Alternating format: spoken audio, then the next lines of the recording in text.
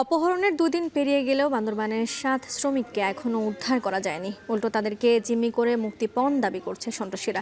দুপুরে মুঠোফোনে অপহরণের শিকার 7 শ্রমিককে স্বজনদের কাছে 8 লাখ টাকা মুক্তিপণ দাবি করা হয়। জেলার পুলিশ সুপার জানান, অপহৃতদের উদ্ধারে যৌথ বাহিনীর অভিযান অব্যাহত রয়েছে। এদিকে অপহরণের দুদিনেও শ্রমিকরা উদ্ধার না হওয়ায় উদ্বিগ্ন হয়ে পড়েছেন তাদের স্বজনরা। শনিবার গভীর রাতে লামা উপজেলার সরই ইউনিয়নের লেমু পালং এলাকার একটি বাগান থেকে 7 শ্রমিককে অপহরণ করে সন্ত্রাসীরা। বাগান মালিক হেলালের কাছে চাঁদা দাবি করে না পেয়ে তার খামারে কাজ করা শ্রমিকদের অপহরণ করা হয় বলে জানায় পুলিশ।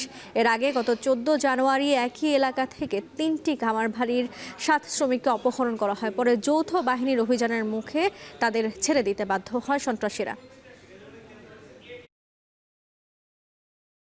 আমাদের প্রতিরোধ ব্যবস্থা যেটা হলো যে আমরা শোনার সাথে সাথেই সেখানে অভিযান পরিচালনা করছি এবং আমাদের সেনাবাহিনীও আছে।